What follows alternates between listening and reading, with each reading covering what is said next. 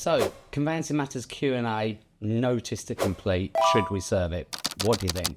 Well, really interesting question, isn't it? So you get to 4 o'clock on a Friday, a matter that should have completed.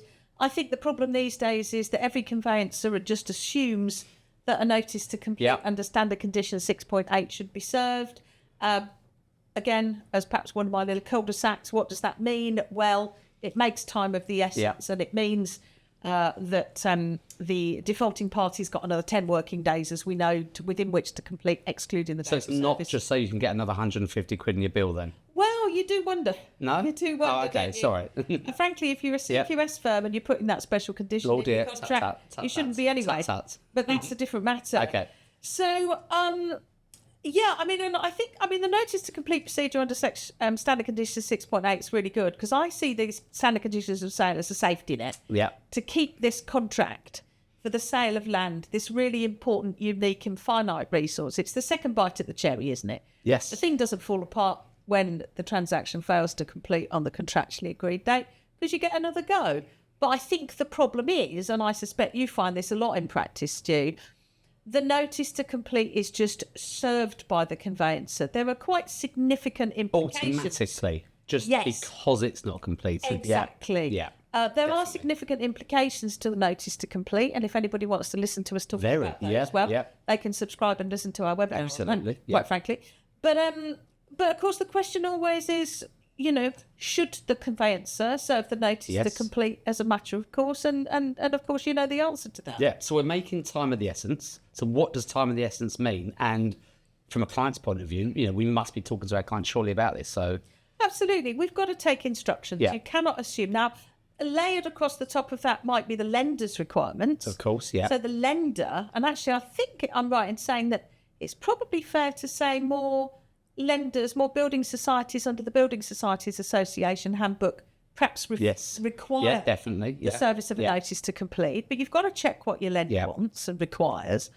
And really, once you've done that, whether you're the, if you're acting for the innocent party who's entitled to serve it, providing they're ready, able and willing to complete themselves, you should be taking your client's instructions. It's the thing we say all the time, isn't it? Of course it is, yeah, absolutely. Of course, they might not want to make time of the essence. That's the absolute key. They might not want, they may want to be bound in. I've seen it before, more with investment type properties, properties that are maybe built off plan, that kind of thing, where actually a savvy client that knows what they're doing certainly doesn't want to serve notice. Because there are the unscrupulous builders out there that potentially over a 2-year build with values that have gone through the roof would actually rather it didn't complete. So you do have to be really careful, don't you? Yeah, and again, it's that age-old thing. And of course, I think the real difficulty here, Stu, is, the pressures of the dying embers of a week, the stress. Your clients have got everything packed up in boxes with only a kettle and a mug. You want to go and leave for work on the Friday tea time because, you've got things planned for the weekend. Yeah. And do you have the time and energy and everything else to be taking your clients detailed instructions about something that, frankly, is unusual, risky and difficult? Yeah, but I would say don't panic. If you don't serve the notice, the world's not going to come to an end, is it? So I think the don't panic maybe attitude there. And one thing I really struggle with, though, with a lot of these completions that don't actually conclude or certainly don't conclude on the day they should, is we do make such a big deal, don't we, of telling a client that when you exchange, you're going to be moving on the, Friday the 13th, blah, blah, blah, blah, blah. But of course, there's no guarantee, is there? So it's this sort of, borderline where we try and tell clients as much as possible, but when we skirt over information, and particularly maybe estate agents, for example, of course, the innuendo is you exchange contracts, you're going to be completing in 2 weeks' time. So it's difficult, isn't it? It is. I think what conveyancers should do, because still matters failing to complete is pretty unusual, thankfully.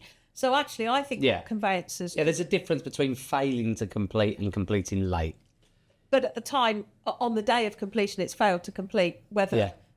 on that contractual day, whether it completes on the Monday or never completes at all, you're not clearly going to know that at that point. But I think what conveyancers could and should be doing is really brushing up on this, making sure you know what your firm's precedents say, making sure that you can explain this technical stuff to your client, probably by email on a pressured Friday. And also, I would say to perhaps our less experienced colleagues, Stu, frankly, if you don't know what you're doing, escalate the file to somebody else, because this, it can be complicated. It can But we're talking contract law all of a sudden, aren't we? Yeah.